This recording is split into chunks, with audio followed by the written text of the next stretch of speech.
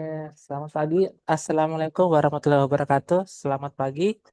Salam sehat untuk kita semua. Yang kami hormati para narasumber, moderator, dan Bapak Ibu peserta webinar yang telah hadir pada kesempatan pada hari ini. Puji syukur kita panjatkan kepada Tuhan Yang Maha Esa, karena atas rahmat dan karunia-Nya lah, maka pada hari ini kita boleh berkumpul secara virtual untuk mengikuti webinar dalam keadaan sehat. Perkenalkan, saya Sepri sebagai MC akan memandu jalannya acara webinar pada pagi hari ini. Sebelum kita memulai rangkaian acara, izinkan saya menyampaikan beberapa poin-poin terkait webinar agar dapat berjalan dengan tertib dan lancar. Yang pertama, mohon pada seluruh peserta untuk mute mikrofonnya selama sesi pemaparan berlangsung agar tidak mengganggu keberlangsungan acara. Kalau misalnya ada yang bertanya, silakan menggunakan fitur chat atau mungkin juga nanti raise hand untuk menyampaikan pertanyaan. Silakan mengikuti acara ini dari awal sampai akhir, dan untuk daftar hadir akan kami share pukul 10 nanti. Lalu terkait LMS, mohon maaf karena sementara ini memang dari 3 hari yang lalu emang terdapat kendala pada LMS, sedang ada perbaikan sistem sehingga menyebabkan beberapa akses yang tidak nyaman. Ada yang tidak bisa login. Kami pun dari admin juga tidak bisa login ke LMS untuk mengelola pembelajaran, harus berulang-ulang. Jadi mohon kesabaran Bapak Ibu. Dan juga kami ingin menyampaikan ketentuan terbaru. Kalau dulu itu mungkin semuanya sudah mengalami bahwa pretest dibuka 3 hari, dan kemudian ada perubahan dibuka hanya sehari. Kemudian terakhir minggu kemarin kami diberikan instruksi bahwa pretest hanya boleh dibuka sebelum sesi pertama dimulai. Artinya kalau misalnya kita sesi pertama 9.15, maka sebelum pukul itu pretest sudah harus selesai dikerjakan. Jadi mohon maaf, ini bukan kebijakan dari kami penyelenggara, tetapi kebijakan dari Kemenkes. Sehingga kalau kami tidak mengikuti dari Kemenkes, kami yang dapat sanksi, kasarnya seperti itu. Jadi mohon kerjasamanya. Kalau misalnya ternyata memang ada kendala karena yang bermasalah adalah LMS-nya, nanti kami akan mengajukan permohonan ke Kemenkes. Nanti kami di Japri saja. Bagi yang belum bisa menyelesaikan apa mungkin terkendala, nanti kami akan ngomong ke Kemenkes seperti itu. Jadi Bapak Ibu, mungkin yang kalau kemarin dan kemarin 3 hari terakhir inilah, kalau sudah pernah ikut di acara lain, tentu akan mengalami hal yang sama, kesulitan masuk dalam akun LMS, kadang-kadang tidak bisa diakses, klik next malah error, seperti itu. Karena memang sedang ada perbaikan, dan kami pun juga masih meminta kepada tim etik Kemenkes untuk segera memberikan update terbaru terkait hal ini, karena memang banyak tenaga nakes namet yang mengeluh karena adanya maintenance yang belum selesai, seperti itu. Jadi izin kami sampaikan hari ini bahwa pretest sudah kami buka dari pukul 6 pagi dan akan tutup. Hari ini kami coba untuk mengajukan dispensasi, kami tutup pukul 9.30. Jadi kami coba mengajukan dispensasi karena dari pagi terus bermasalah. Kami minta izin untuk membuka pretest sampai pukul 9.30 pagi ini. Bapak Ibu silakan mengerjakan bagian belum selesai. Lalu kemudian nanti untuk post test kami buka 10.45 ya, setelah paparan dari narasumber selesai, kemudian sampai maksimal hari Minggu, seperti itu. Itu terkait LMS. Bagi yang masih bermasalah, sejauh ini yang kami temukan yang bermasalah itu untuk login adalah dari yang bukan nakes namet, yang loginnya langsung di pelataran sehat karena meminta capta. Tapi kalau Bapak Ibu adalah nakes namet, silakan login di SDMK, capta tidak bermasalah. Lalu ntar dari sana langsung klik pelataran sehat di menu sebelah kiri. Itu ntar langsung akan pindah ke eh, LMS. Walaupun kadang-kadang ada yang harus diulang-ulang karena perpindahannya tidak pas, seperti itu. Lalu Bapak Ibu, nanti kalau ada yang masih belum bisa login LMS, kami silakan menghubungi admin, akan kami temani untuk kami pandu apabila ada masalah, seperti itu. Untuk materi ada di akun LMS dan juga ada pada link email yang pernah kami kirimkan ketika Bapak Ibu melakukan registrasi, seperti itu. Selanjutnya, bagi peserta yang mungkin hari ini terlewatkan karena lupa, atau kalau mungkin ya lupa sehingga tidak mengikuti pembelajaran di belakang sehat sesuai dengan jadwal tanggal yang telah ditentukan, maka akan berakibat kepada tidak bisa mengakses LMS dan kemudian akhirnya tidak bisa mendapatkan sertifikat yang ber-SKP. maka itu menjadi tanggung jawab peserta dan kami tidak akan menerima permintaan refund karena ini menjadi wilayah dari peserta untuk menyelesaikan proses pendaftaran sehat. Tugas kami adalah menginformasikan dan sudah kami reminder dari kemarin melalui email dan juga melalui chat WA seperti itu. Baik, Bapak Ibu yang kami hormati, untuk memulai rangkaian acara pada hari ini, marilah kita mendengarkan dengan bersama sambutan dari Wakil Dekan Universitas Trisakti dari Fakultas Kedokteran yang akan disampaikan oleh Dr. Dian Samira, Magister Pendidikan Spesialis Mikrobiologi Klinik. Kepada Dr. Dian, apakah sudah hadir? Izin? Sudah hadir. Kak Oke, saya siap Dokter. Dokter, ya, mari layar ya. kami serahkan ke Baik. Dokter. Suara saya sudah cukup terdengar, Kak Sepri? Agak kecil ya kayaknya ya. Oh ya, Oh, udah, Dokter. sudah cukup. Aman-aman, Ya. udah cukup. Oke, baik. Baik, Assalamualaikum warahmatullahi wabarakatuh. Selamat pagi dan salam sejahtera bagi kita semua. Yang kami hormati Waalaikumsalam warahmatullahi wabarakatuh. Yang kami hormati para narasumber, ada Dr. Yani Kurniawan, Magister Manajemen M Biomed selaku dosen FK Usakti, kemudian Dr. Maria Warasesaria Haryono, MGizi SPGK Vinem, yang akan menjadi narasumber kita pada pagi hari ini, serta moderator yang akan memandu acara yaitu Dr. Karina Sasri Anastasia MKes Vinem. Beliau juga sebagai dosen dari FK Usakti dan seluruh peserta yang kami hormati. Puji dan syukur kami panjatkan kehadirat Allah Subhanahu wa Ta'ala, Tuhan Yang Maha Esa, karena pada pagi hari ini kita dapat berkumpul dalam kegiatan acara siang klinik dengan tema Puasa Sehat dalam Layanan Kesehatan Primer, pendekatan holistik berbasis edukasi pasien terhadap pengendalian obesitas, regulasi glukosa, dan juga fungsi insulin. Tema ini tentunya sangat relevan, terutama bagi tenaga kesehatan di layanan primer yang memiliki peran penting dalam memberikan edukasi kepada pasien mengenai praktik puasa yang sehat dan aman. Pendekatan yang holistik melalui edukasi pasien diharapkan dapat membantu pengendalian berat badan, menjaga keseimbangan glukosa, serta mendukung fungsi insulin sehingga memberikan manfaat kesehatan yang optimal. Kami mengucapkan terima kasih yang sebesar-besarnya kepada para narasumber yang telah berkenan meluangkan waktu untuk berbagi ilmu dan pengalaman pada kegiatan ini. Semoga materi yang disampaikan dapat menambah wawasan serta bermanfaat bagi kita semua dalam praktik pelayanan kesehatan sehari-hari. Terima kasih juga kami sampaikan kepada moderator yang akan memandu jalannya diskusi sehingga kegiatan ini dapat berlangsung dengan baik dan interaktif. Dan terakhir, saya juga ingin mengucapkan terima kasih kepada panitia dan juga dari UPI Quality yang telah mendukung acara pada pagi hari ini. Akhir kata, semoga kegiatan ini memberikan manfaat dan dapat meningkatkan kualitas pelayanan kesehatan bagi masyarakat. Wassalamualaikum warahmatullahi wabarakatuh. Selamat pagi, saya kembalikan kepada Mas Epli. Terima kasih. Oke. Terima kasih Dokter untuk sambutannya. Selanjutnya, Bapak Ibu kita akan masuki pada sesi selanjutnya yaitu webinar. Eh, Pada hari ini kita akan dipandu oleh moderator kita Dr. Karina Sasri Anastasia. Izinkan terlebih dahulu saya menghadirkan memperkenalkan beliau. Dr. Karina adalah seorang akademisi dan praktisi medis yang merupakan lulusan dari Magister Gizi Medis dari Universitas Pajajaran. Saat ini beliau aktif sebagai dosen tetap di Fakultas Kedokteran Universitas Trisakti, serta memiliki pengalaman klinis di berbagai institusi seperti Jakarta Medical Center dan Klinik SMM Medika.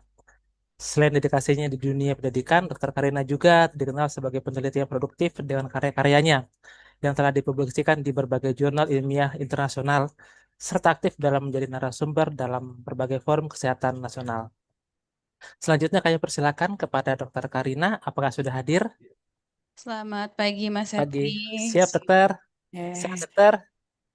Oke, pagi ini terima kasih sudah kita berkumpul di acara Continuing Medical Education dengan tema Puasa Sehat dalam Layanan Kesehatan Primer, pendekatan holistik berbasis edukasi pasien terhadap pengendalian obesitas, regulasi glukosa dan fungsi insulin. Untuk pembicara pertama akan kita hadirkan Dr. Yani Kurniawan, Magister Biomed, dengan CV-nya boleh ditampilkan.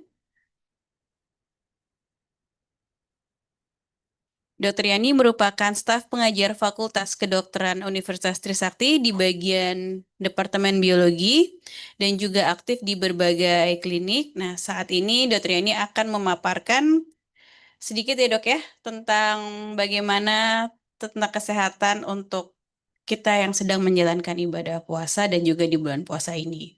Untuk Dokter Yani, waktu dan tempat dipersilahkan.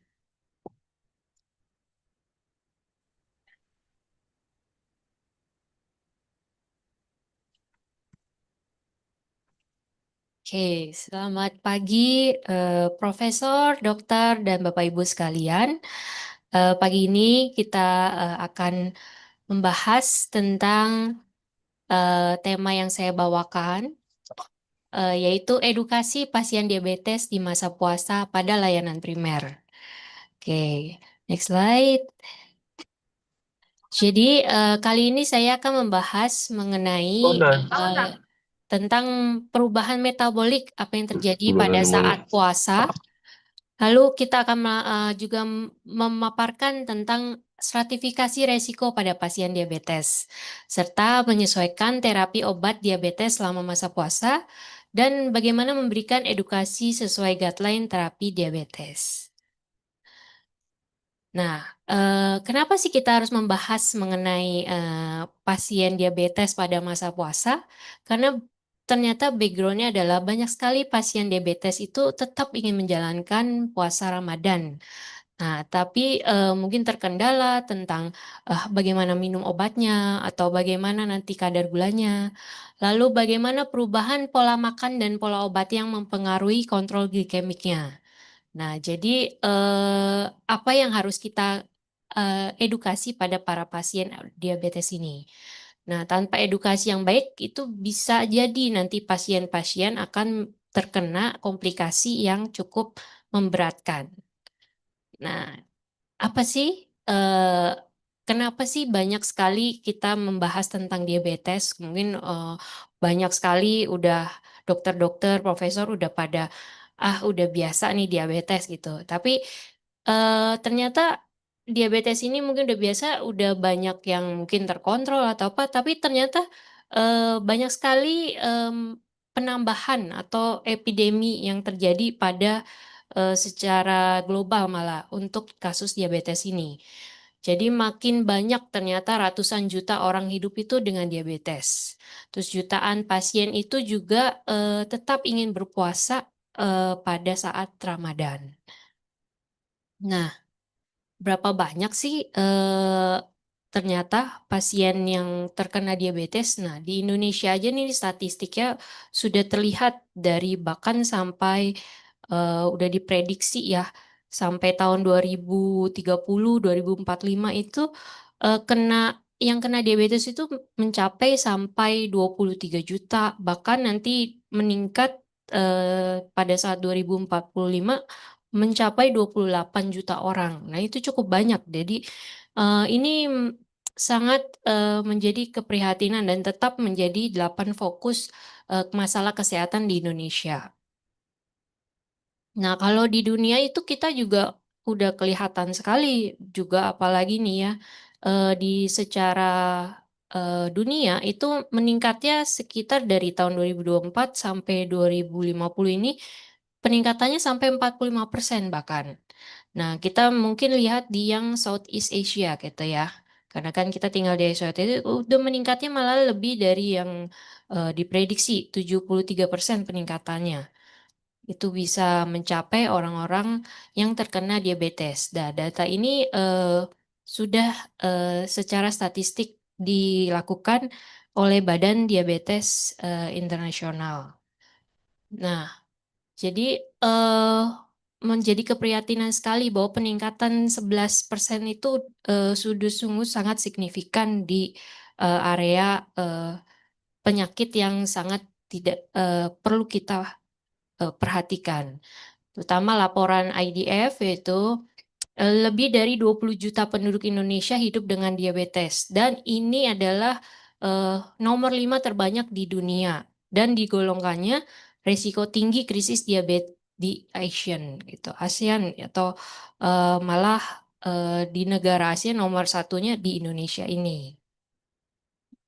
Oke, terus eh, apa sih yang kita lakukan gitu ya pada dokter layanan primer pertama, ya dokter-dokter umum gitu ya, yang sering kontak pertama dengan para pasien diabetes ini gitu, terutama di puskesmas atau di klinik-klinik Pratama. Nah, itu menjadi yang pertama kali dia kunjungi gitu ya. Untuk BPJS juga kan harus pertama tidak bisa langsung dia terkena diabetes langsung masuk ke rumah sakit gitu, tidak. Jadi dia pertama harus mengunjungi klinik pratamanya dulu. Pertama untuk para pasien dilakukan screening. Nah, lalu juga kita sebagai layanan primer itu harus melakukan screening dulu, terutama untuk para pasien yang masuki bulan Ramadan itu akan dilakukan pre-screening untuk tahu apakah dia dimasuk resiko yang di mana. Lalu juga setelah kita tahu dia beresiko di mana, kita harus menyesuaikan terapinya. Jadi apakah terapinya tetap seperti sebelum puasa atau setelah puasa itu sama saja. Dan setelah itu memberikan edukasi. Nah, untuk fase metabolisme pada saat puasa itu ternyata ada fasenya saat kita melakukan puasa.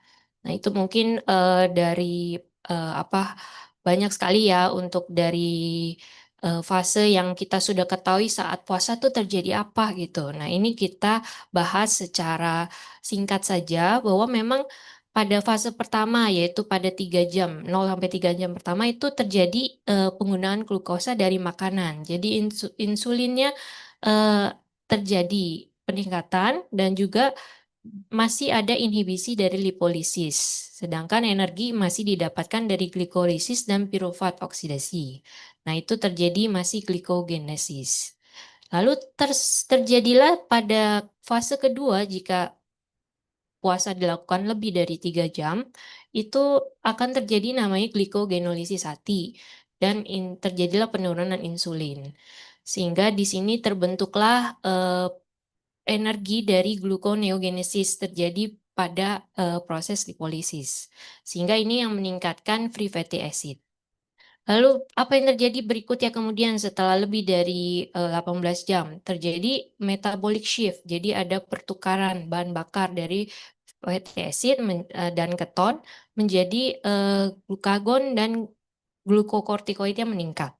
Sehingga ada terjadi proses ekskresi nitrogen di urinari.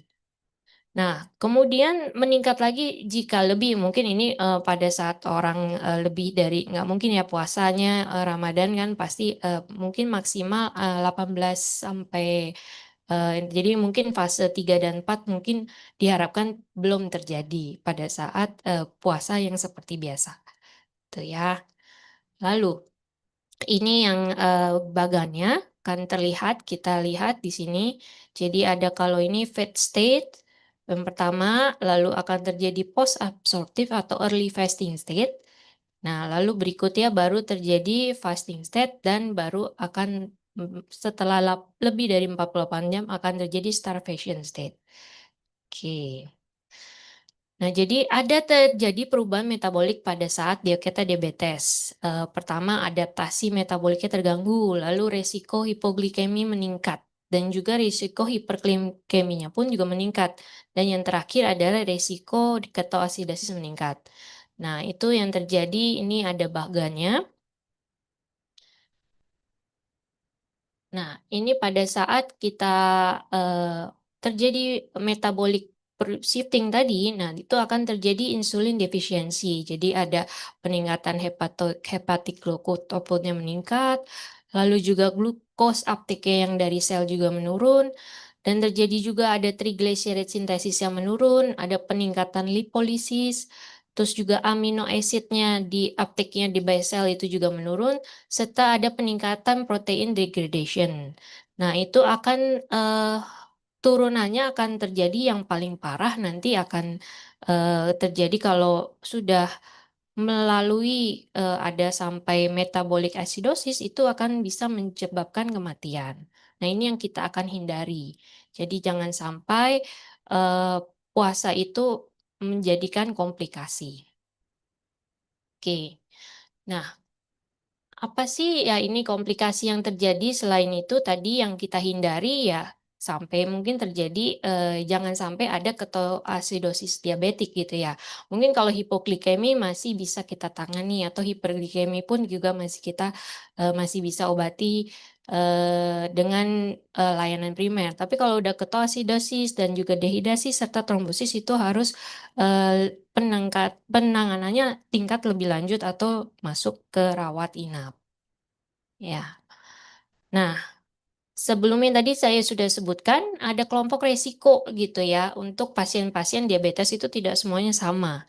Jadi kita tetapkan dulu stratifikasi resiko yang perlu kita ketahui untuk menentukan nanti apakah disesuaikan terapinya.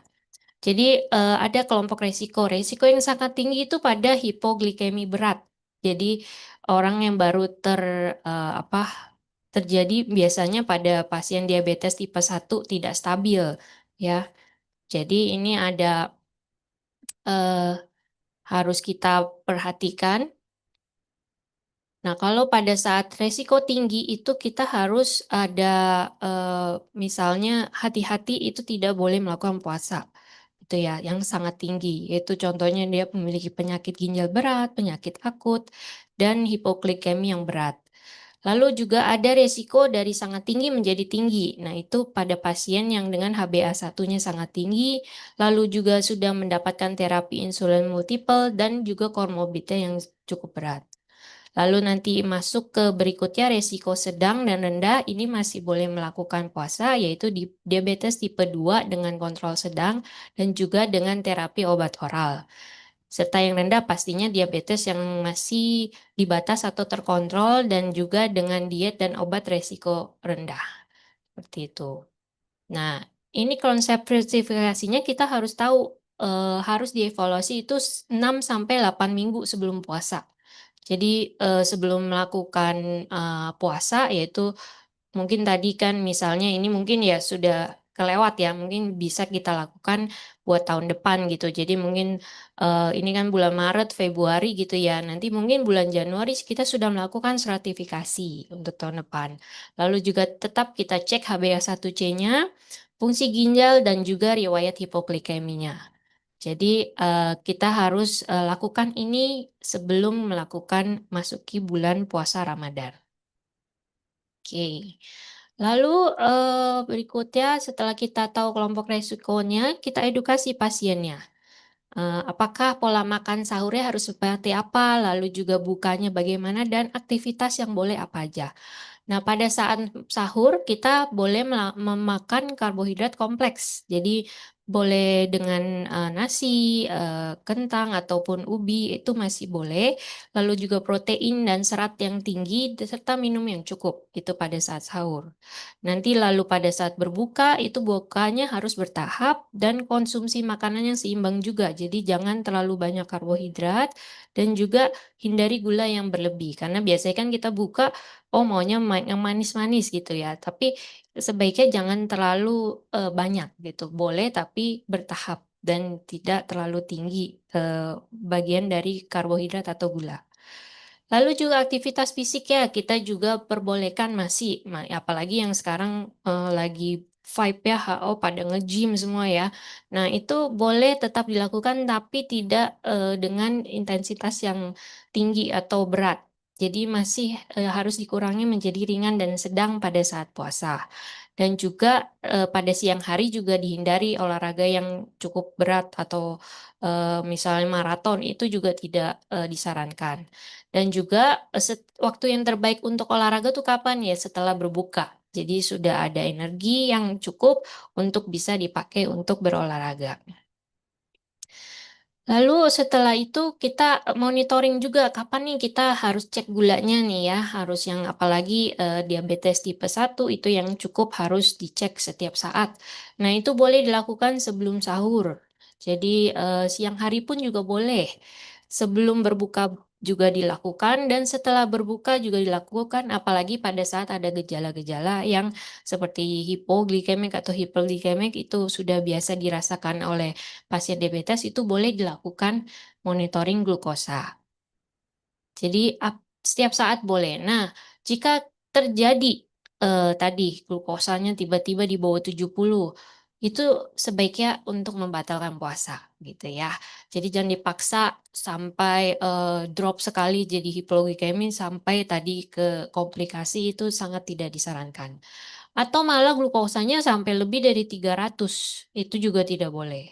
Ya karena harus segera minum obat ya kan.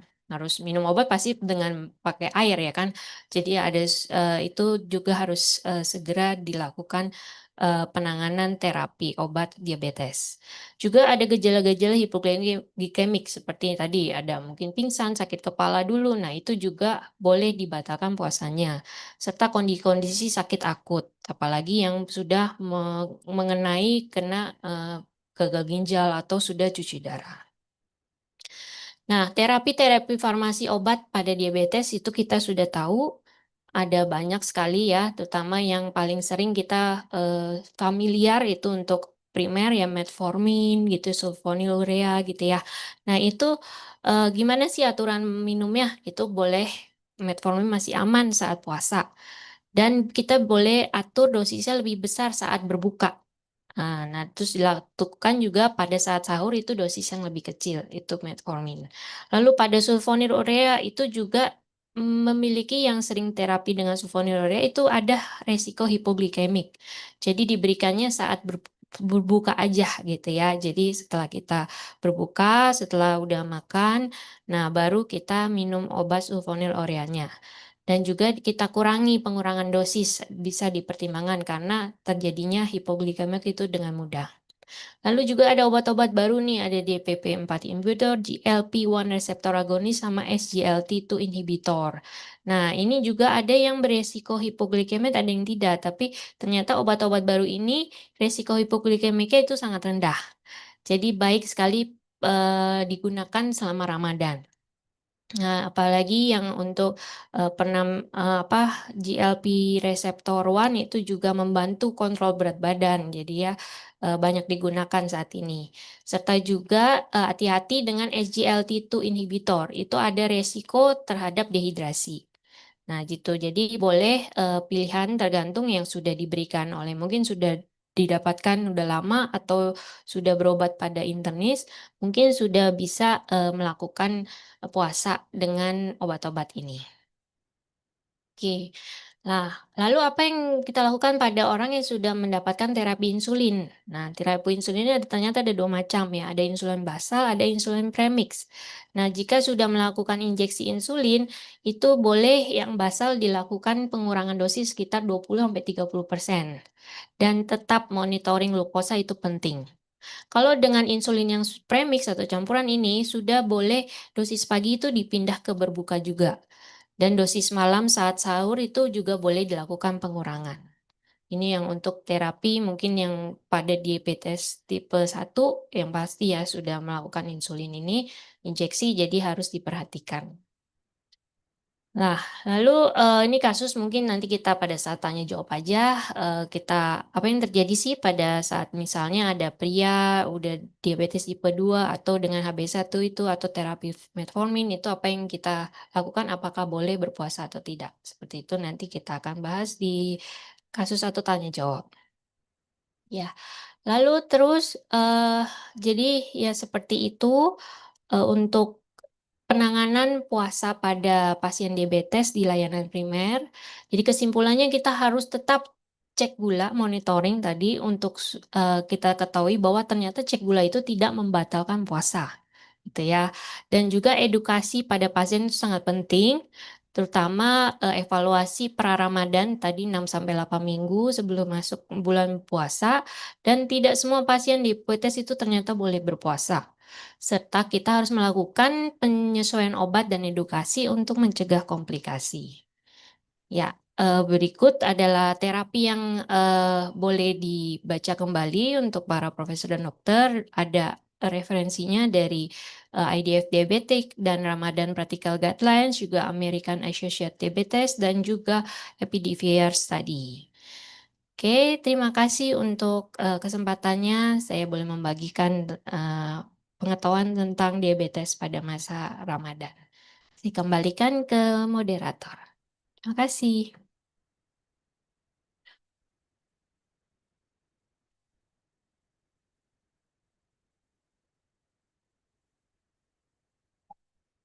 Terima kasih Dokter Yani untuk pemaparannya sangat bagus sekali. Benar-benar membantu kita di saat bulan puasa ini. Untuk selanjutnya kita masuk ke narasumber yang kedua, Dokter Maria Haryono, MGizi, Spesialis Gizi Klinik Vinem. Boleh dibukakan CV-nya, Mas? Oke.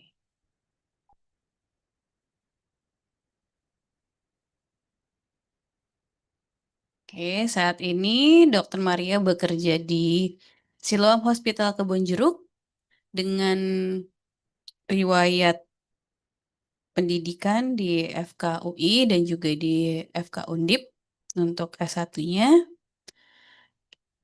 Untuk Dokter Maria akan membawakan nutrisi pada puasa Ramadan dan dampak metabolisme. Untuk Dokter Maria, waktu dan tempat kami persilahkan.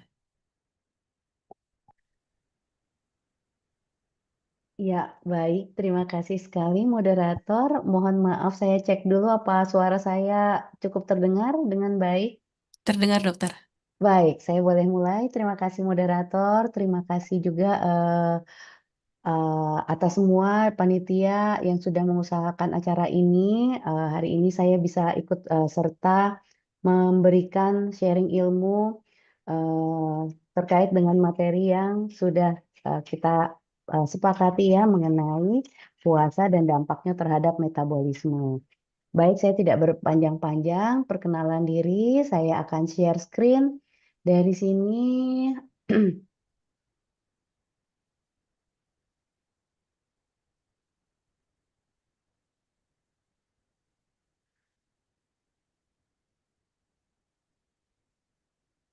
baik.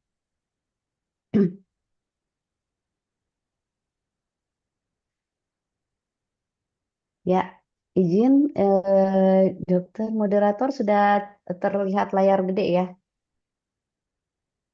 Izin, Dokter? Sudah, Dokter. Sudah baik. Terima Oke. kasih sekali lagi. Hari ini kita akan membahas masalah nutrisi dan puasa pada puasa dan dampaknya terhadap metabolisme. Ya, sebelum kita bahas tentang bagaimana puasa dan dampaknya terhadap metabolisme, saya ingin mengingatkan kembali kepada kita semua, kepada dokter, profesor, semua yang hadir di sini, untuk setiap orang wajib mengenali kondisi tubuhnya masing-masing. Pasien-pasien kita terutama ada yang kondisinya dengan obesitas atau malah kebalikan, ada yang malnutrisi, ada yang dengan gangguan profil lipid, ada yang dengan penyakit entah ini penyakit menular tidak menular, ada yang masalah alergi, intoleransi dan lain-lain atau kombinasi dari beberapa faktor. Jadi kita harus memahami kondisi setiap pasien kita karena kaitannya dengan saya sebagai dokter gizi tidak ada satu jenis diet apapun yang serentak dilakukan sama dan hasilnya akan sama kepada setiap orang. Nah, yang paling mudah dilakukan adalah upayakan untuk mengetahui status nutrisi. Paling termudah dengan menghitung BMI atau IMT. BMI ini bisa dilakukan secara mandiri menggunakan berat badan dan tinggi badan. Yang penting sudah kita harus tahu bahwa klasifikasi untuk BMI kita masuk klasifikasi WHO Asia Pasifik. Jadi nggak pakai ribut. Katanya kalau obes itu harus di atas 30 ya, itu kalau orang yang tanda kutip orang bule ya. Kalau kita orang Asia pakainya yang Asia Pasifik. Namun di balik BMI ini harus dipahami bahwa sebentar kok tidak respon. di balik BMI ini yang harus kita pahami bahwa badan kita bukan hanya terdiri dari angka beratnya saja. Di balik berat itu ada yang namanya komposisi tubuh.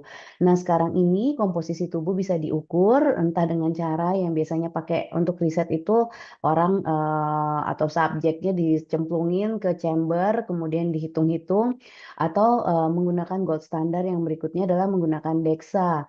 DEXA ini tidak juga tersedia banyak di rumah sakit yang ada, biasanya center-center pendidikan atau rumah sakit besar. Atau yang paling gampang adalah menggunakan body impedance analyzer dengan segala jenis brand yang ada. Yang penting yang harus kita lihat bukan kita membandingkan hasilnya, tetapi kita follow up apa yang terjadi pada kondisi pasien kita. Apakah turun berat badannya ini cenderung air, cenderung lemak, cenderung otot ya. Jadi kita punya baseline data status nutrisi di awal. Lalu saya ingatkan kembali diet apapun dengan cara apapun kembalilah ke yang namanya diet gizi seimbang. Seimbang itu bukan ditimbang sama beratnya, tetapi seimbang ini apa yang tubuh seseorang perlukan, apa yang pasien kita butuhkan, entah dia dalam kondisi sehat-sehat aja bisa beraktivitas, ataupun pasien-pasien yang mungkin terbaring, jalur makannya harus pakai selang NGT atau pakai jalur parenteral, tetap harus penuhi gizi seimbangnya. Jadi seimbang itu apa yang diperlukan oleh tubuh kita, itulah yang harus kita konsumsi dengan menganut prinsip-prinsip bahwa harus bersih, higienitasnya dijaga, keragamannya juga dipenuhi. Kenapa? Kita tidak pernah butuh hanya nutrisi tunggal, kemudian kita taruh ribut vitamin D, kemudian kita hanya fokus dengan vitamin D, kita lupa bahwa badan kita berhak atas protein yang cukup, lemak yang baik, karbo yang cukup, vitamin dan mineral yang lain. Jadi prinsip gizi seimbang ini nanti harus dibawa walaupun kadang-kadang kita menerapkan diet yang namanya intermittent fasting, diet entahlah diet apapun yang bisa saja menjadi populer tahun ini, tahun depan dan masa yang akan datang. Lalu ini hanya mengingatkan lagi kembali bahwa yang namanya tubuh manusia itu butuh makro dan mikronutrisi. Ini basicnya. Makronutrisi itu ya kelihatan, namanya makro berarti besar. Karbo, protein, dan lemak. Tetapi di dalam karbo, protein, dan lemak ini kita harus tahu yang mana yang lebih dominan harus kita konsumsi. Misalnya karbo sebaiknya karbo kompleks. Jangan konsumsi karbo yang simple atau refined karbo. Refined karbo itu olahan tepung, karbo simple itu gula dan kawan-kawan, bukan hanya gula pasir. Ada gula batu, gula aren, madu juga termasuk simple karbo, sirup dan olahan dan yang lainnya. Protein ada yang namanya hewani, ada yang namanya nabati. Biasanya kaitan jumlah protein terkait dengan kapasitas fungsi ginjal. Lalu lemak, ada lemak yang baik, ada lemak yang jahat. Badan kita bagaimanapun butuh lemak untuk menjalankan fungsi metabolismenya. Tinggal sekarang jumlah dan jenisnya ini yang harus diperhatikan oleh kita semua saat memberikan edukasi kepada pasien. Lalu ada yang namanya mikronutrisi. Mikronutrisi ya mikro kecil, butuhnya kecil tapi dampaknya luar biasa.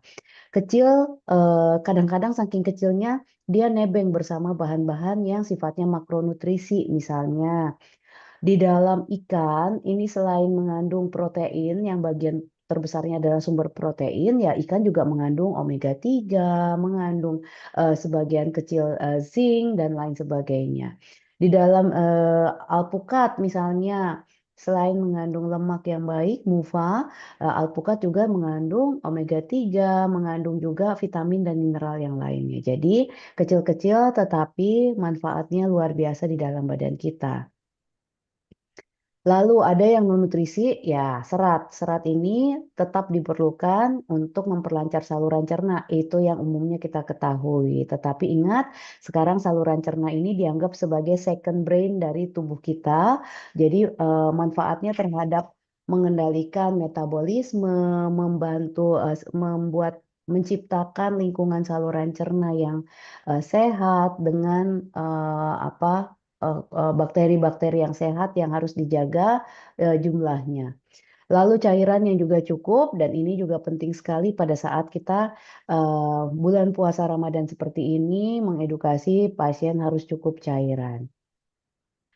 Nah, yang dihindari sudah pasti seperti ini ya, natrium. Natrium itu bukan hanya sekedar di garam, di kecap manis juga ada natriumnya, makanan kemasan yang manis-manis, minuman kemasan biasanya menggunakan pengawet natrium. Makanan yang diolah ya, hindari pasien susah payah nggak makan garam tapi makannya sosis atau nugget. Nah, itu juga harus menjadi perhatian. Terus makanan yang kaya lemak jenuh dan karbo simpel itu yang sudah saya jelaskan tadi, karbo simpel jenisnya apa? Hindari olahan tepung karena tepung ini refined karbo. Tapi tidak pernah, biasanya dokter gizi tidak melarang untuk makan yang enak. Enak itu ya tetap dibumbuin menggunakan bahan-bahan lokal sesuai dengan kebiasaan masing-masing. Misalnya dengan cita rasa Indonesia menggunakan bawang putih, cabai, lada, kunyit itu silakan dipersilahkan. Cukup hanya membatasi adalah yang saya sampaikan di sini gitu ya. Jadi pengolahannya pun disesuaikan. Nah, ini contoh mengatur porsi makanan. Kalau dokter gizi atau apa orang-orang yang berkompeten biasanya sudah paham berapa gram. Pasien di luar sana ada yang senangnya makanannya ditimbang, ada juga yang tidak. Nah, untuk mempercepat biasanya kita menggunakan panduan dari gizi isi piringku yang dominan hafal aja setengahnya itu harusnya sayuran. Dan sepertiganya dari setengah piring ini adalah buah-buahan. Lalu masukkan bahan makanan pokok, entah itu nasi, ubi, singkong, havermut, kemudian lagi apa ya? Jagung ini termasuk makanan pokok atau karbo yang baik. Lalu masukkan lauk pauk dengan target adalah lauk pauk ini sumber protein. Ya disesuaikan pengolahannya, bentuknya tidak harus saklek terbagi dengan part seperti ini. Bisa saja berupa nasi putih, sop sayur dengan aneka tahu, tempe ataupun daging ayam. Jadi pengolahannya bisa menyesuaikan dengan kebiasaan sehari-hari supaya pasien-pasien juga tidak terlalu merasa tersiksa gitu ya. Jadi dia bisa beradaptasi. Nah, sekarang mengenai fasting kaitannya dengan bulan suci Ramadan ini dan erat kaitannya dengan yang sering orang tanyakan yaitu intermittent fasting dan juga other diet methods. Maaf ada kesalahan ketik ya. Saya ingatkan lagi banyak sekali strategi diet yang biasanya targetnya adalah weight loss. Berat badannya kepengen turun, angka timbangan gitu ya dari 80 kepengennya ke 45 walaupun itu kadang-kadang nggak masuk akal atau dari 120 kepengen turun dulu 20 kilo. Intinya biasanya orang terfokus dengan angka timbangan. Titip sekali lagi, angka timbangan memang penting, tapi kadang-kadang seseorang bisa naik karena bengkak gitu ya, cairannya lagi banyak. Karena yang kita ingat, yang kita pentingkan komposisi tubuhnya eh, lemaknya timbunan lemak, timbunan otot di dalam tubuhnya ini berada dalam komposisi yang normal. Nah, strategi diet yang beredar di luar sana dan bahkan banyak diteliti diantaranya low calorie diet, very low calorie diet, pakailah replacement untuk mempermudah. Kemudian ada lagi yang ketogenic diet, high protein diet, Mediterranean diet. Lalu pakai timing meal consumption misalnya intermittent fasting, kemudian diatur jam makannya. Ini semua tentu tujuan akhirnya tidak untuk melihat mana yang terbaik, tujuan akhirnya adalah pasien mendapatkan benefit yang sebaik-baiknya untuk kualitas kesehatannya. Kita tidak akan bilang bahwa yang terbaik saat ini adalah intermittent fasting, yang terbaik saat ini adalah Mediterranean diet, tetapi sekali lagi ini sifatnya personalized. Nah, kita harus sebagai medis, sebagai dokter yang kita harus lihat apa sih data-data yang ada di balik studi-studi yang sudah ada di balik diet-diet ini. Nah, karena kaitannya sama puasa Ramadan, biasanya puasa Ramadan ini seseorang itu secara sadar ataupun tidak sadar akan mengalami defisit kalori. Dan defisit kalori ini menjadi prinsip kalau kita mau menurunkan berat badan seseorang. Tapi bukan defisit kalori, defisit sebanyak-banyaknya sampai orangnya lemes, nggak bisa mikir, nggak bisa beradaptasi. Tentu melakukan defisit kalori yang masih bisa memenuhi kondisi pemenuhan nutrisi pada tubuh pasien kita.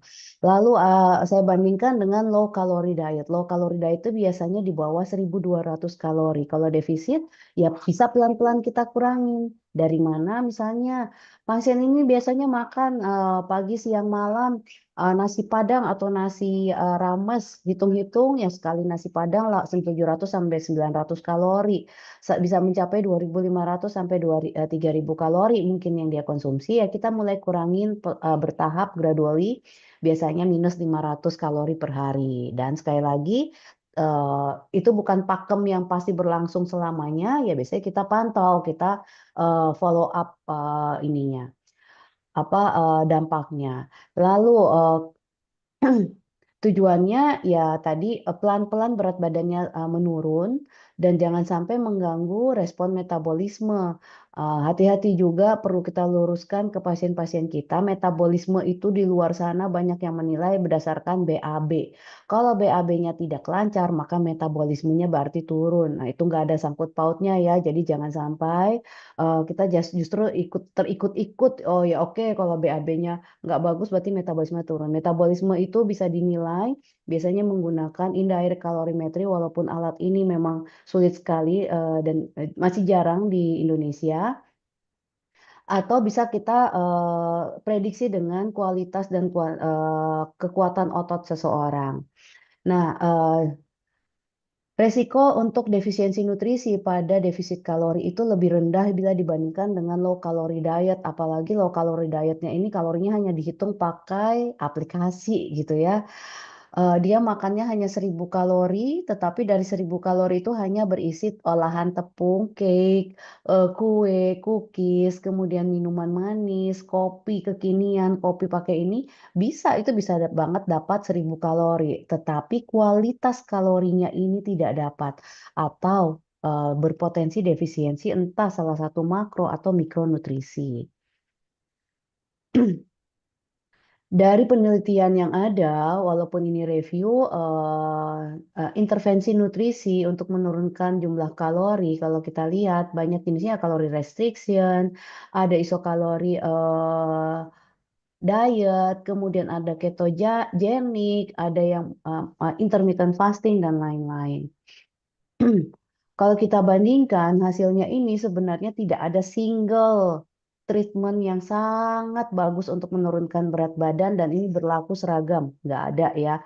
Walaupun media sosial sangat ramai dengan intermittent fasting, tapi ini tidak bisa seragam kita lakukan kepada semua orang. Lalu energi defisit ya itu sudah pasti, tetapi kita tidak semena-mena aja juga defisitin kalori orang ya. Kemudian yang sekarang ini banyak digunakan itu dan menjaga metabolisme yaitu Mediterranean diet dan diet tinggi protein. Dan balik lagi, diet tinggi protein juga waspada kalau kita lakukan pada orang-orang yang gangguan fungsi ginjal. Lalu intermittent fasting, kemudian pengaturan jam makan, ini biasanya tergantung caranya, apakah ini masih selaras dengan ritme sirkadian atau tidak. Untuk puasa Ramadan sendiri sudah kita tidak pungkiri bahwa benefitnya banyak ya dengan catatan melakukan puasa Ramadan ini dengan cara yang benar dari sisi nutrisi. Kalau polanya itu cenderung malah berubah karena kita tahu kebiasaan kita, tradisi kita, justru pada saat puasa Ramadan banyak akses-akses yang makanan yang lebih mudah gitu ya. Kita lewat saja kena macet di jalan, bisa jadi kita dapat takjil gratis gitu ya. Kita makan berkumpul di restoran, biasanya pun disediakan takjil gratis. Belum lagi kemeriahan-kemeriahan yang ini sangat mempengaruhi psikis kita semua pada saat bulan puasa ini dan adanya makanan-makanan ya yang menjadi khas dan ini yang biasanya sulit untuk kita kendalikan. Selama masih berada dalam rambu-rambu pemenuhan nutrisi yang seimbang, seharusnya benefitnya bisa kemana-mana, ke otak, ke jantung, ke liver, saluran cerna juga iya, ketimbunan lemak, menurunkan marker-marker inflamasi, memperbaiki sensitivitas insulin dan lain-lain. Nah, terkait dengan puasa Ramadan, kita bisa kaitkan, kita bisa relate dengan yang namanya intermittent fasting. Intermittent fasting biasanya yang orang Indonesia tahu adalah jam makan, sedangkan puasa Ramadan untuk kita di garis khatulistiwa ini itu waktunya cenderung lebih fix dibandingkan orang-orang yang hidup di 4 musim. Jadi kita biasanya berpuasa 12, 13, 14 jam, yaitu dari saat setelah imsak kemudian sampai waktunya iftar atau berbuka. Jadi mirip-mirip mengatur jendela makan pada intermittent fasting. Nah, inilah gelombang-gelombang yang grafik ini. Ini sebenarnya gelombang untuk kadar gula darah yang berpotensi terjadi pada saat kita melakukan fasting dibandingkan normal feeding yang nomor 1 dan juga kalori restriction. Ingat, kalori restriction itu tadi tergantung ya, kalau kita masih makannya 1.800 kalori, kemudian jam makannya teratur ya mungkin kurva gula darahnya juga masih normal, masih bagus. Kalau melakukan fasting, ada saatnya terjadi lonjakan gula darah yang berlebihan atau terjaga atau mungkin jadi amburadul pada saat seseorang buka puasa makannya tidak dibatasi ya. Ini mekanisme yang kemungkinan terjadi pada saat kita melakukan intermittent fasting, dan mekanisme ini yang kemungkinan memperbaiki kondisi kesehatan. Saat kita fasting, asupan kalori kita menurun, kemudian terjadilah mobilisasi lemak dengan menurunkan sinyal mTOR, mengaktifkan AMPK, kemudian respon autofagi terjadi, dampaknya berat badan turun, oxidation lemaknya juga meningkat, metabolismenya juga perbaikan sensitivitas insulinnya lebih baik dan lain-lain. Ujungnya harapannya perbaikan kesehatan. Lalu selama puasa ya upregulasi dari pipar gamma, kemudian juga PGC1 alfa ini akan meningkatkan oksidasi asam lemak dan menurunkan akumulasi trigliserid. Nah, pipar ini biasanya aktivasinya dan bisa menyebabkan ketogenesis itu di liver. Sedangkan PGC1 alfa ini berperan untuk koaktivator, intinya kayak dia kerjanya itu tingkat seluler bekerja bersama mitokondrial untuk meningkatkan metabolisme energi. Bekerja sama keduanya ini akan berusaha oksidasi asam lemak dan menghindari trigliserid akumulasi di liver. Lalu pada manusia ini aktivasi terjadi pada saat puasa 12-16 jam. Optimalnya itu 24 jam, tapi waspada pada saat penyimpanan glikogen ini mulai turun, badan kita teradaptasi membentuk keton. Ini waspada ya, bukan berarti bisa menjadi kabar baik, bisa juga menjadi hal yang buruk terjadi pada pasien kita. Lalu pada penelitian human dan animal, ternyata trigger ini sangat disupport kalau kita puasa 16-24 jam. Tapi ada warning-warningnya ya, 24 jam puasa itu pasti bukan tanpa kesulitan.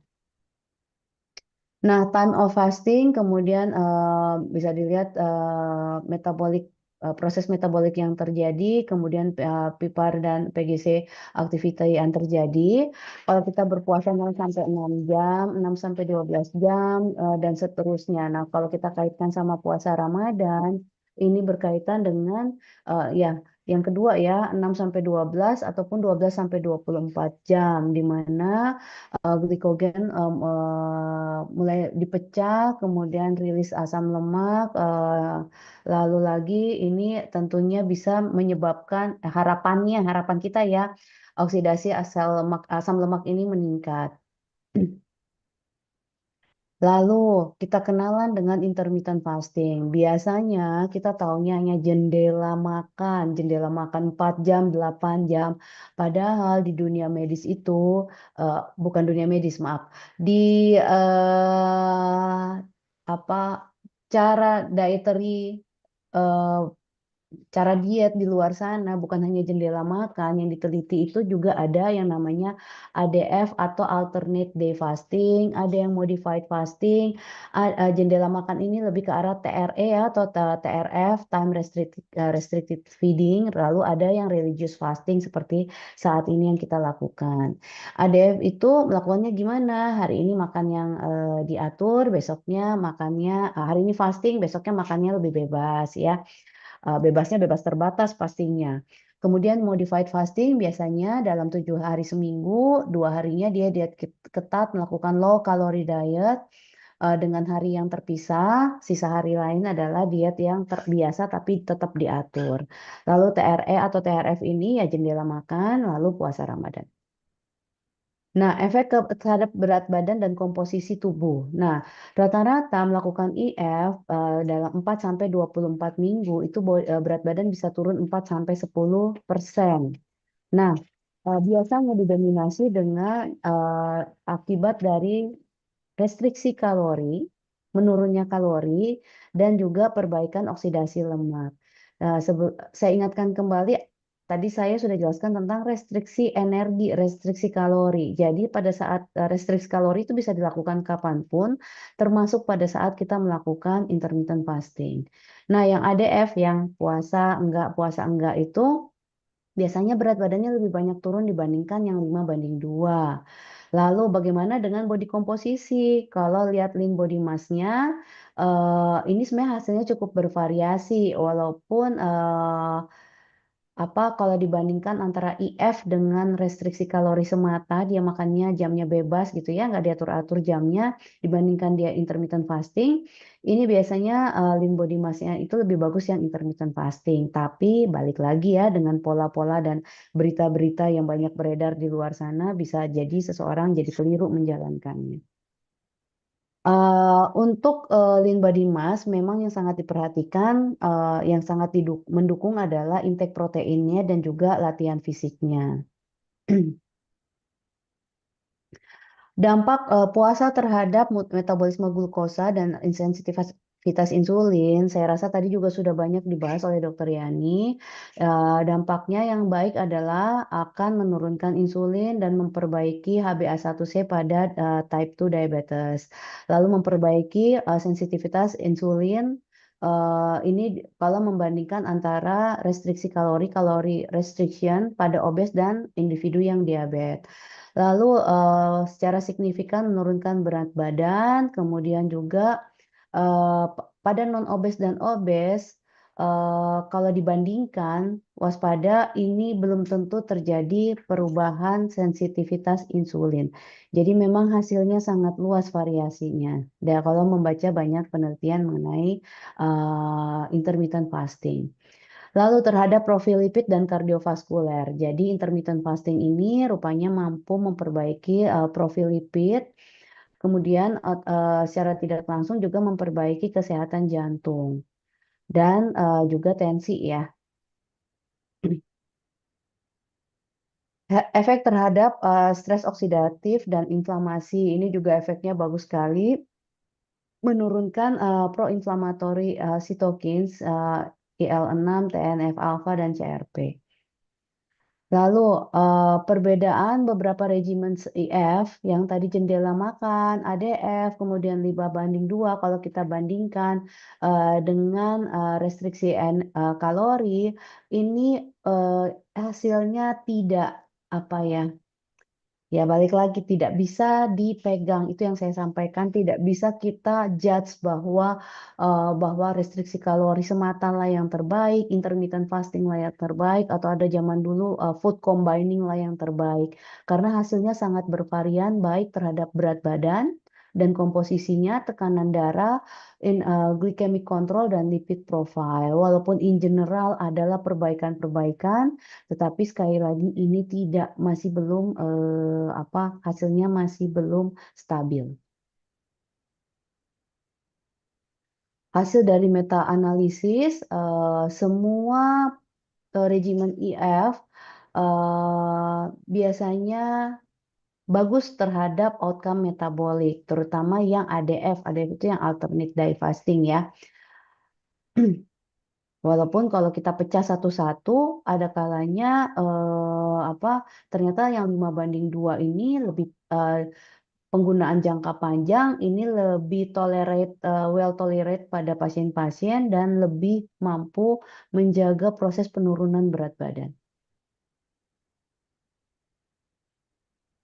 Nah, ada studi yang menunjukkan intermittent fasting dan efeknya terhadap berat badan dan cardiometabolic risk. Kita lihat bahwa bila dibandingkan ternyata pada studi ini hasilnya tetap tidak stabil dan bervariasi kalau antara fasting sepanjang hari atau makan sesuai keinginan atau energi restriction, kalori restriction ya dengan jendela makan. Ini hasilnya berbeda-beda. Beberapa studi kalau digabungkan, kita lihat penurunan berat badannya bisa bervariasi 3-8% dari 3-24 minggu. Secara general, menurunkan insulin dan memperbaiki kadar glukosa, memperbaiki profil lipid dan marker inflamatori. Jadi pembahasannya itu biasanya ya sekitaran inflamatori, berat badan, komposisi tubuh. Nah, untuk komposisi tubuh, kalau nanti dokter, profesor semua mau melihat tolong fokuslah komposisi tubuh ini menjaga agar ototnya naik atau terjaga dan fatnya lah yang turun. Jadi bukan hanya bangga dengan angka timbangan semata. Nah, yang harus kita ingat juga bukan tanpa adverse events. Jadi yang paling sering terjadi itu adalah rasa lemah, lelah gitu ya, nyeri badan keseluruhan, sakit kepala, pusing, mungkin sensasinya seperti kayak orang lapar, kemudian jarang terjadi yang serius. Tetapi yang serius ini kalau dari pengalaman itu biasanya bisa terjadi hipoglikemi dan ini rasanya yang juga tadi sudah di warning oleh Dr. Yani. Pada saat kita melakukan puasa Ramadan, kita harus pantau kondisi pasien-pasien kita bisa saja hipoglikemi, entah pasien ini memang sudah diabetes dan sudah tahu, atau justru pada orang-orang yang tidak pernah periksa, tidak pernah tahu dia diabetes dan terjadilah resiko hipoglikemi. Adverse event yang lain sebenarnya lebih ke arah mild. Mild ini ya tadi ya orang-orang itu kalau melakukan intermittent fasting mulai dari yang puasanya sakit kepalanya biasa aja, bisa juga sampai yang sakit kepalanya luar biasa, sampai marah-marah, ngomel-ngomel atau yang merasa saya mau pingsan rasanya ya.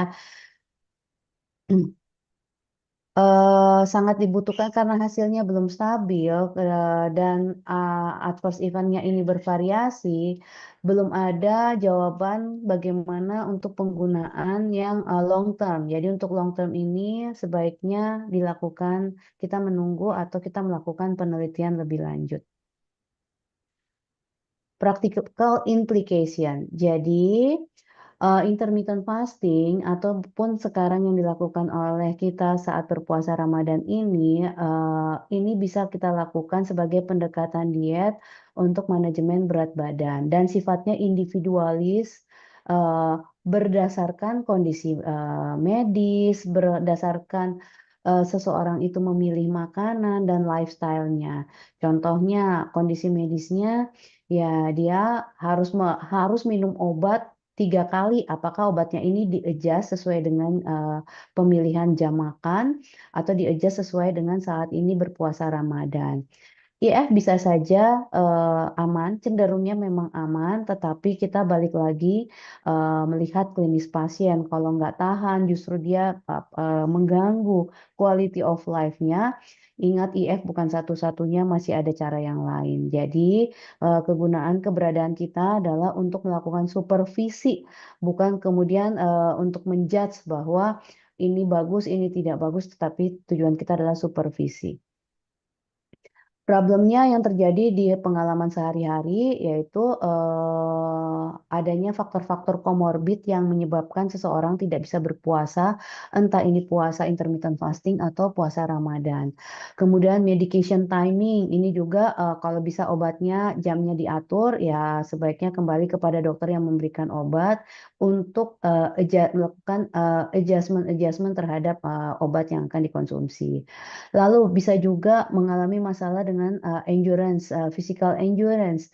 Jadi gara-gara fasting, kemudian seseorang menjadi lesu, lemah gitu ya, energinya jadi terlalu irit, terlalu hemat energi, performance-nya jadi terganggu.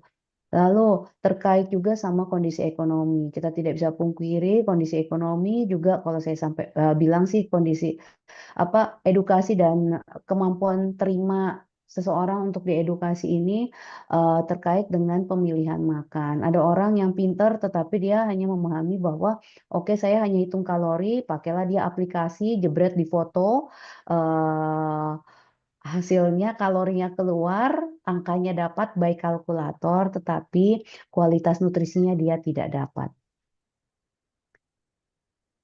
Lalu untuk implementasi intermittent fasting yang sampai nanti mungkin setelah puasa Ramadan, ingat setiap tubuh butuh nutrisi yang seimbang tadi. Jadi harus dipenuhi dengan cara apapun pada saat berbuka, pada saat sahur, dipenuhi kebutuhan nutrisi dasarnya. Sifatnya personalized, lihat kondisi pasien termasuk kondisi alerginya, laboratoriumnya, kemudian kemampuan pemenuhan makanannya. Kita tidak bisa paksa pasien kalau mau diet harus di rumah saja karena kita semua sekarang adalah orang-orang yang banyak kegiatan, orang-orang yang sibuk. Lalu buatkan meal plan karena kalau nggak ada meal plan cuma hanya omong-omong, ini semua bisa kita peroleh dari media sosial, dipermudah dari YouTube. Kalau ada meal plan sifatnya lebih personalized, jadi orang itu sudah tahu bahwa yang ditulis itulah buat dirinya sendiri. Lalu manage medication-nya dan yang penting follow up evaluasi.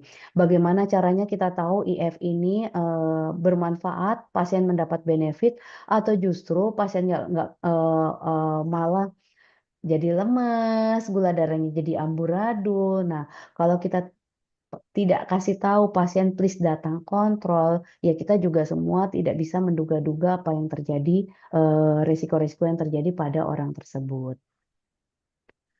Lalu follow up-nya side effect ya. Jadi tadi jangan menduga-duga ya harus di follow up, evaluasi klinis berat badan kalau bisa lakukan assessment terhadap body komposisinya. Nggak punya alat body komposisi ya hitung lihat lingkar pinggangnya, tekanan darahnya, kemudian kondisi klinis lainnya. Monitoring laboratorium kalau memungkinkan, kemudian lakukan penyesuaian kembali. Keberhasilan diet di saat awal belum tentu ini cocok dilakukan untuk jangka panjang untuk orang yang sama. Ingat-ingat adanya potensi side effect pada diet apapun. Ingat-ingat potensi ini jangka pendeknya sih gampang dikenali, orangnya lemes, mual, muntah, dan lain-lain. Tapi jangka panjangnya kita bertanggung jawab terhadap kekuatan orang ini, aktivitas sehari-harinya, potensi resiko kesehatannya. Lalu monitoring sekali lagi itu penting. Lakukan selalu pendekatan yang personalized. Kita nggak bisa seragamin, dudukin pasien dalam satu waktu masuk 2-3 orang, kemudian kita seragamin cara makannya. Setiap orang punya masalahnya masing-masing. Ingatlah diet gizi seimbang, balance nutrient diet ini harus terpenuhi. Lalu bagaimana penurunan berat badan? Apakah selalu bertahan di Ramadan ini atau saat melakukan intermittent fasting? Hati-hati bisa rebound, entah itu karena faktornya bosen. Orangnya sih mungkin nggak berpuasa Ramadan tapi dia bosen dengan intermittent fasting yang itu melulu karena dia tidak teredukasi dengan baik. Atau kalau setelah Ramadan ini terjadilah overeating. Overeating dampak akutnya kita bisa lihat entahlah lemes, ngantuk, diare, tensi jadi naik, tetapi beberapa hari sampai minggu ke depan berat badannya bisa naik. Lalu faktor yang lainnya kembali ke pola makan yang tinggi kalori. Makanannya sih kecil gitu ya, tapi kalorinya luar biasa. Makan besarnya bagus, terukur, nasinya ada, sayurnya bagus, setengah piring, proteinnya cukup. Tapi makanan selingannya kecil-kecil tapi kalorinya luar biasa. Misalnya makannya minuman kekinian, tenggaknya hanya 10 menit tapi Izin kalorinya bisa dokter, mencapai ya, untuk presentasi tinggal sisa 2 menit lagi. siap akan selesai. Lalu Kasih. kalorinya menjadi padat, lalu aktivitas fisiknya turun. Kalau tanpa intervensi lanjutan, ya biasanya berat badan ini bisa kembali naik dalam 2 sampai 4 minggu pasca Lebaran. Resiko medis, hati-hati pada lansia, pasien yang CKD atau kanker, pasien yang diabetes. Nah, ini hanya tambahan aja, karena saya mau ingatkan jumlah kalori memang penting, tapi utamakan kualitas yang membentuk kalori tersebut. Makannya hanya sedikit pisang goreng, sedikit kolak, sedikit martabak, tetapi yang dikonsumsi lebih cenderung dominan berasal dari karbohidrat yang simpel. Saat setelah Idul Fitri, intinya adalah kontrol, edukasilah pasiennya untuk kontrol, minum obatnya sesuai dengan kondisi dan cek laboratorium. Baik, terima kasih dari saya. Saya kembalikan ke moderator. Semoga berkenan dan bisa bermanfaat. Terima kasih Dokter Maria untuk paparan materinya sangat baik sekali. Kita juga jadi banyak belajar lagi ini ya, mereview lagi. Izin saya ingin membuka forum diskusi Dokter. Jadi udah ada pertanyaan-pertanyaan yang kami saring. Yang pertama untuk Dokter Yani dulu ya. Pertanyaannya, DM adalah penyakit kronis gangguan metabolik yang tidak bisa sembuh total, hanya terkontrol dan remisi. Apakah sudah ada upaya mengembalikan fungsi pankreas dengan stem cell, khususnya pada tipe 1? Kalau ada, apakah sudah ada yang berhasil dilakukan pada pasien? Untuk Dokter Yani, pertanyaannya berikut. Untuk Dokter Maria, pertanyaannya, Dok, pasien saya ketika sakit dan posisi dirawat masih menerapkan diet IF. Apakah diet ini boleh diterapkan di rumah demi kesembuhan pasien atau lebih tepatnya menerapkan gizi seimbang? Pasien yang IF dengan kondisi DM tipe 2 apakah mempengaruhi gula darah atau HbA1c-nya, Dok? Soalnya pasien merasa fokus ke berat badan jika diet IF. Terima kasih. Oke, saya dulu ya dok ya. Oke, untuk pertanyaan tentang baik sekali tentang terapi stem cell untuk pasien tipe DM1 ya. Nah, itu memang saat ini tuh lagi sudah tahap uji klinis. Kita tahu stem cell sudah sangat berkembang, terutama sangat lagi booming gitu ya. Nah, sangat menjanjikan bahwa stem cell ini memang bisa memperbaiki pankreas gitu ya. Nah, terus sudah banyak sekali uji yang dilakukan, tapi ya memang terapi stem cell ini masih dalam proses tahap saat ini adalah uji klinis. Karena kita tahu uji klinis pada manusia itu cukup lama waktunya ya, banyak tahapannya. Terutama saat ini sudah yang terakhir adalah masih lagi mengajukan approval regulator. Jadi sekitar masih tahun depan dari tahun 2026 lah ya. Dan juga terapi untuk DMT pas 1 tetap yang utama adalah masih di insulin replacement therapy. Dan juga jadi stem cell ini belum menjadi standar terapi dan jadi mungkin kalau memang tertarik untuk melakukannya ya mungkin masuk dalam clinical trial. Nah, setelah itu juga tapi tetap berpotensi stem cell ini menjanjikan di masa depan. Jadi beberapa terapi stem cell yang sudah dilakukan untuk DM tipe 1 sudah cukup banyak dan cukup baik dan boleh dilakukan tapi masih dalam tahap uji clinical trial gitu ya. Itu dulu. Ya, lanjut ke Dr. Untuk Maria. pertanyaan selanjutnya yang tertuju kepada Dokter Maria, silakan dokter. Baik, terima kasih Dokter Widya Swasnita. Ini pertanyaannya, ini ya, apa pertanyaan lazim tapi suka susah jawabnya kalau kita di pasien. Jadi pasien saya ketika sakit posisi dirawat masih menerapkan IF, apakah boleh diterapkan? Satu, kalau benefitnya dapat, tetap diterapkan dengan rambu-rambu saat melakukan IF ini gizi seimbangnya tetap masuk.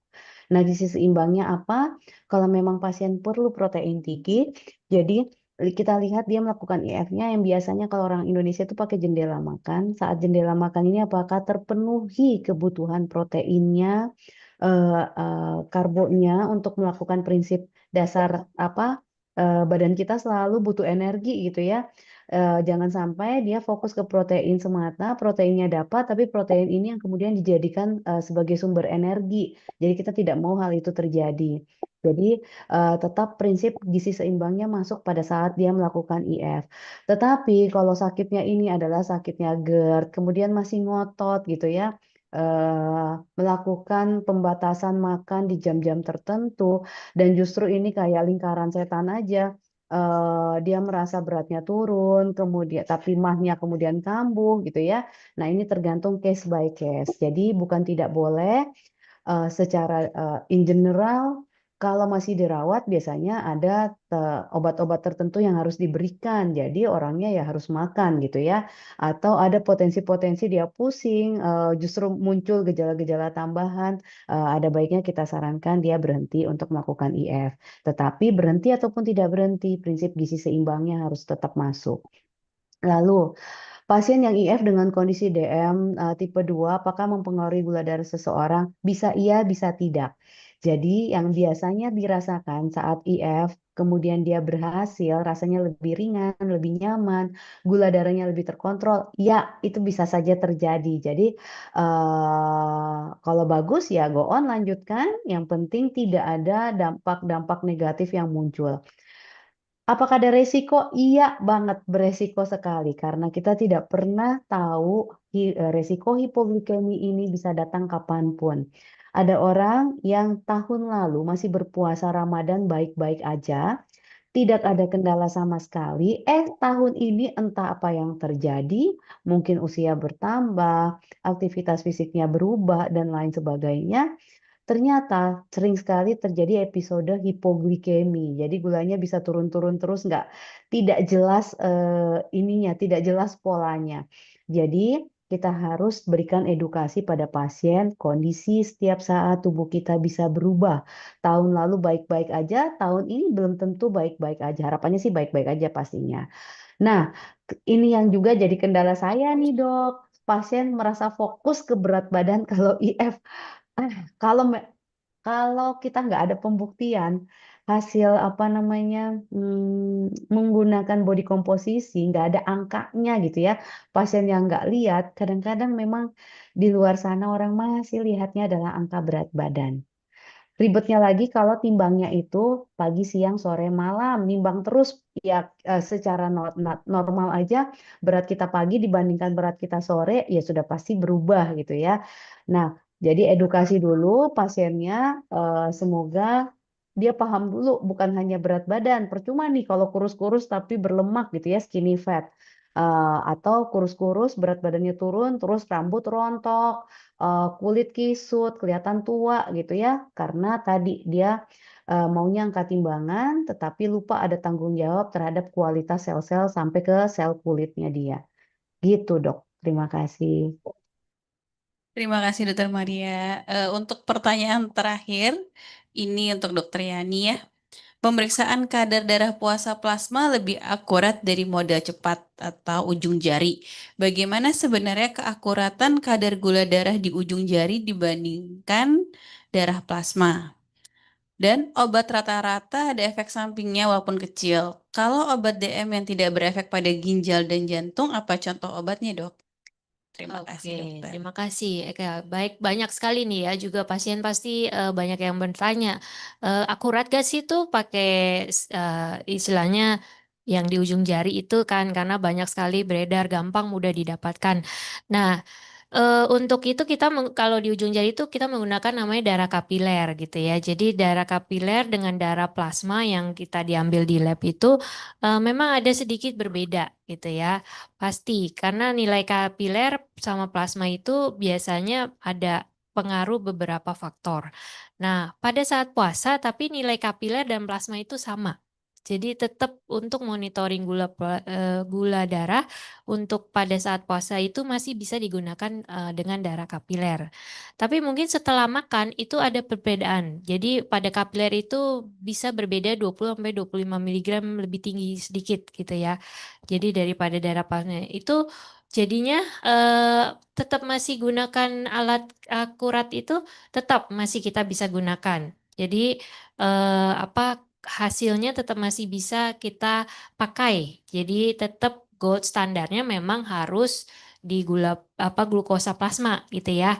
Tapi untuk monitoring harian kan kita nggak mungkin tiap hari ke lab ya. Nah itu boleh gunakan tetap glukosa kapiler. Dan perbedaannya hanya sekitar 10 sampai 15% aja. Jadi tetap kalau untuk monitoring baik boleh dengan glukosa kapiler atau ujung jari ya. Jadi mempermudah dia tetap bisa dimonitor. Hanya perbedaannya kalau memang untuk gold standarnya tetap pakai plasma. Seperti itu. Yang kedua untuk farmasinya ya. Oke, semua obat sebenarnya tergantung masih berpengaruh pada jantung dan ginjal pastinya gitu. Hanya kita akan perhatikan adalah dosisnya. Jadi dosis itu sangat berpengaruh apakah dosisnya terlalu besar atau dosisnya terlalu kecil gitu ya. Yang pasti apalagi dosis yang sangat besar itu akan berpengaruh sangat pada ginjal dan jantung. Jadi sebenarnya semua obat tetap berpengaruh. Nggak ada yang obat yang tidak berpengaruh pada ginjal jantung. Mungkin mikirnya herbal atau apa. Tetap herbal pun juga katanya saat ini ternyata diteliti ada efek ke jantung dan ginjal. Jadi tetap perhatikan di jenis obat dan dosisnya saja. Seperti itu. Oke. Baik, terima kasih. Acara siang ini berjalan dengan lancar. Terima kasih untuk kepada Dr. Maria dan juga Dr. Yani. Materi yang pemaparannya sangat baik sekali dan benar-benar new insight lagi buat kita ya. Demikian acara siang klinik ini berlangsung. Untuk sekarang saya kembalikan kepada Mas Septi. Silakan Mas Septi. Terima kasih dokter. Dokter yang chat yang terakhir sudah dijawab ya? Yang dari Ibu Regina Fastrisia Hendrawan atau Bapak ya?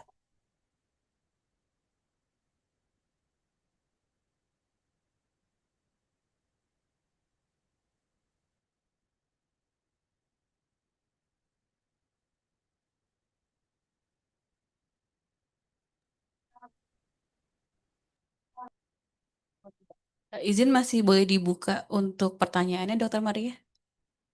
Oke, untuk pertanyaan terakhir ya, Dok ya. Izin bertanya, Dok, apakah IF memiliki pengaruh terhadap terjadinya kolelitiasis? Ya, baik, terima kasih. Sebelumnya sih kayaknya ada pertanyaan dari Dr. Baskoro. Panduan IF seperti apa? Apakah benar hanya autofagi? Jadi tadi sudah dibahas di materi IF itu banyak jenisnya, nggak hanya jendela makan, jadi ada ADF, ada kemudian modified fasting ya. Tidak ada panduan yang seragam untuk semua orang. Dan benarkah tujuannya autofagi? Banyak, tujuannya banyak. Salah satu mekanisme yang berpotensi adalah autofagi, tetapi bukan hanya semata-mata ini. Jadi balik lagi yang kita lihat, kalau kita hanya fokus ke satu tujuan, tapi kita tidak lihat yang terjadi klinis pasien, kadang-kadang pasien ini menjadi lepas gitu ya, jadi akhirnya target sehatnya nggak dapat. Seperti apa regimen IF yang ada dan caranya itu silakan banget lihat kembali di materi. Dan panduannya ya walaupun IF tetap gizi seimbangnya harus terpenuhi gitu ya. Lalu dari Dr. Regina Fatricia. Oke. apakah IF memiliki pengaruh terhadap terjadinya kolelitiasis? Jadi bisa iya, bisa tidak, dan bukan hanya IF, menurunkan berat badan terlalu drastis ditambah dengan faktor risiko yang lain, misalnya adanya tumpukan lemak yang sudah terlalu lama, kemudian lagi pada perempuan ini potensinya lebih besar timbul terjadinya kolelitiasis. Jadi jangan lakukan proses penurunan berat badan dengan sangat agresif dalam waktu singkat karena potensinya besar menjadi kolelitiasis. Baik, itu dari saya. Eh, terima kasih. Baik, terima kasih dokter.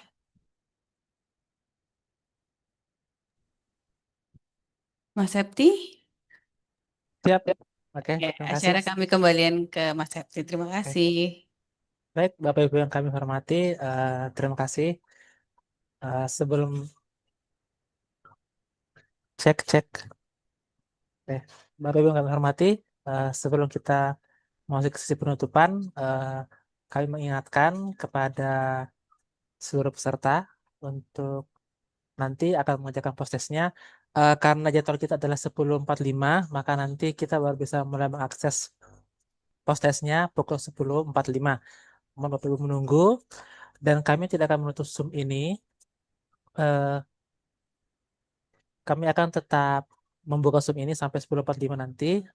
Mungkin ada Bapak Ibu akan bertanya terkait backstage, mungkin ada yang error atau ada masalah, akan kami temani di Zoom ini.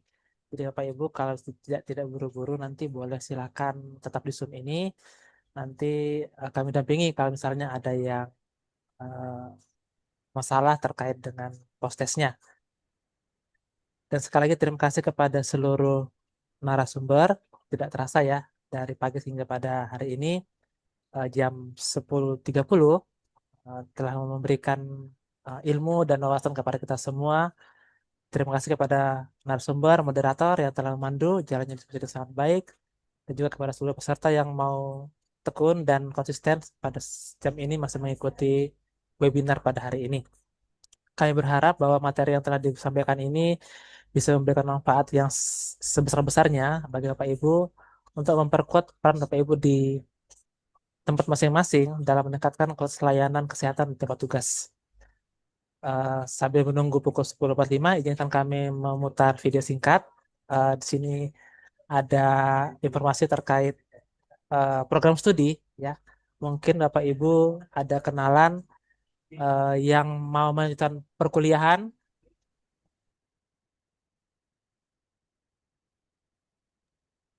Kita akan memutar video untuk ditampilkan. Mohon Mas Rizky boleh di play videonya.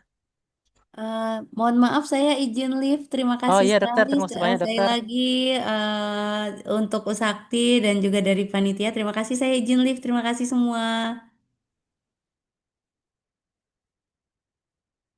Oke, terima kasih dokter Maria. Bapak Ibu, kami akan memutar video untuk sambil menunggu ya 10.45. Ya, kiranya lancar semua ya. Karena memang sedang ada trouble pada pelataran sehat. Silakan.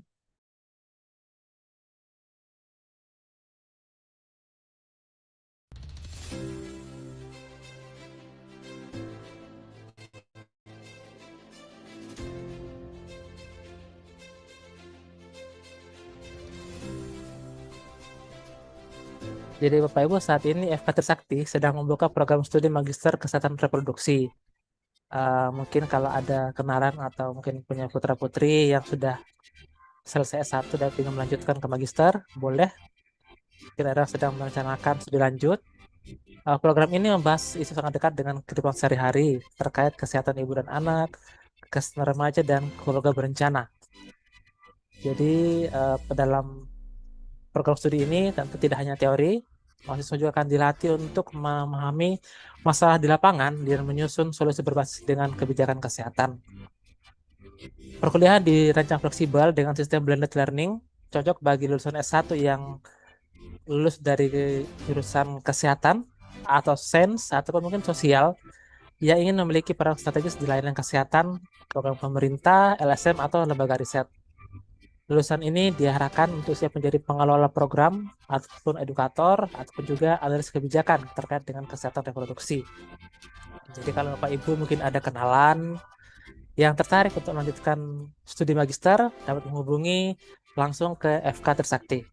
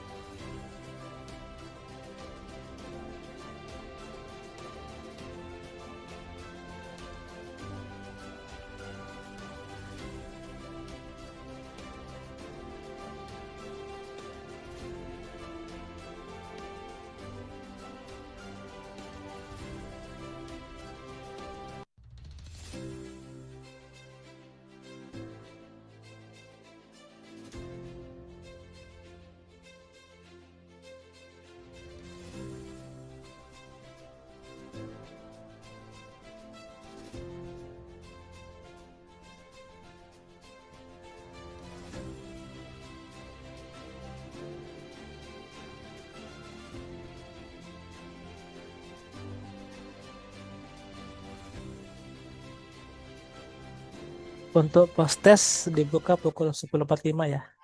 Mohon menunggu sekitar 8 menit lagi ya.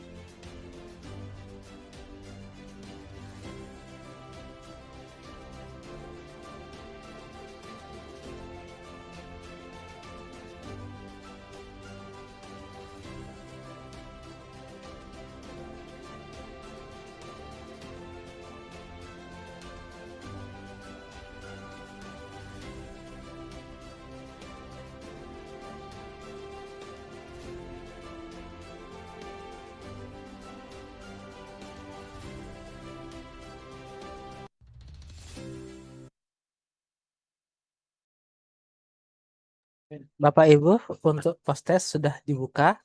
Silakan untuk mulai mengerjakan. Kalau nanti ada kendala, boleh di japri atau nanti boleh di Zoom juga. Post-test akan kami buka sampai nanti tanggal 15. Jadi ada sampai, kalau bisa sih hari ini Bapak Ibu menyelesaikan. Tapi kalau memang mungkin ada kesibukan, kami buka sampai tanggal 15 pukul 23.59. Jadi silakan dikerjakan.